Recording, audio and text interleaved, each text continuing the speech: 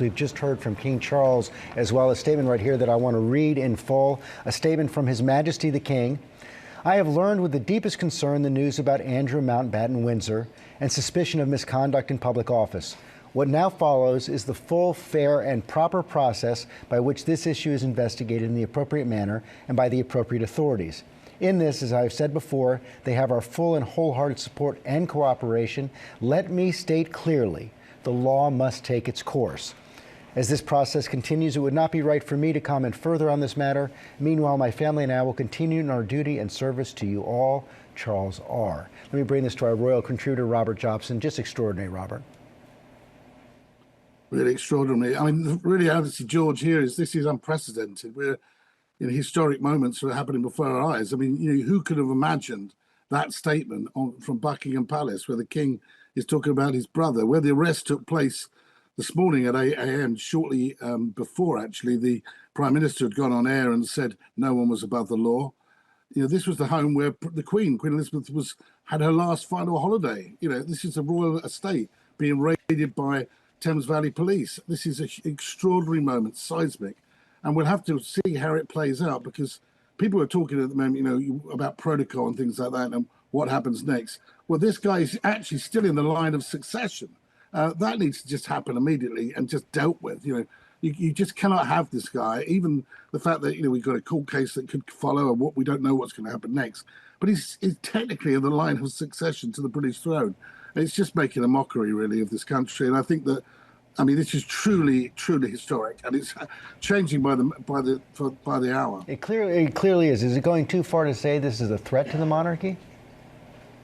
Well, it's undoubtedly a threat to the monarchy. Whether or not it's a threat to the overall existence of it, I think many people, younger people included, will argue, what is the point of an institution that's unelected when you've got criminality or potential criminality actually unfolding like this, and members of the royal family being arrested and cautioned and maybe cautioned, but arrested and cautioned and to give evidence under oath in an interview.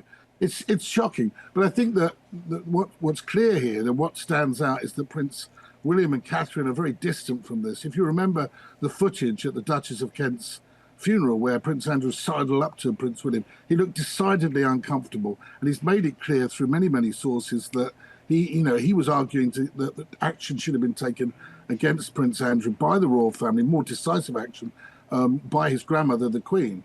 And there's a sense, really, I remember that he was at a bigger ceremony, the Garter ceremony. He refused to take part in it if Andrew took part in it. I think that with William and Catherine, we have a clean pair of hands, really. A lot of people deeply respect them. So whether the monarchy is under threat, I don't know necessarily, but I do think that the current king, as brother to this man, as this unravels, there will be people that will be interviewed who work for the royal family, and people that actually, people pay on the payroll of the king. Well, that's the question I wanted to get to. Are we going to get to the old Watergate question with King Charles? What did he know and when did he know it? Without doubt, George, that is exactly what I was thinking. Sometimes people, in this case, particularly with the crimes that Epstein and his people around him committed against the victims, the crime isn't worse than the cover-up. But this cover-up, if it does turn out to be a cover-up, could be a real serious damage to the royal family, because you've got to remember this has been in the public domain for over 16 years. The reality is there's been lies after lies, and something in the region of £16 million was paid to Virginia Giuffre by whoever it was, but by the royal family, by Prince Andrew. And is that hush money? This does not really look good for the institution as well as the individual. Is there anything more that King Charles can do to protect his reign here? I think he's done what he had to do. I would stress at the very beginning here that when Prince Andrew was, as he was appointed to be an envoy for the government, Prince Charles was against it. He was the Prince of Wales. It wasn't his call. It was Tony Blair's government. They pushed it along with the Queen, who sanctioned it. But Charles was against it from the outset. He didn't think his brother was either qualified or suitable for the role. How right he was. But the reality is, I think that going forward, the King has put out this statement that yes, he is hampered. There is a police investigation, but people will be wondering about the monarchy. I think a statement from him on the television that needs to be made, where he's basically saying things, whatever happens, there will be more transparency in the royal family, there will be more accountability, and there will be absolutely people that will, if anybody's done anything wrong, they will be held in account, they will be called to book. So I think he needs to say that on television. Now, obviously, he's saying with his statement, I can't say anything more, it's a police investigation, which could be means that Andrew is held for up to 96 hours. I mean, it's initially 36 hours, but they can get extensions.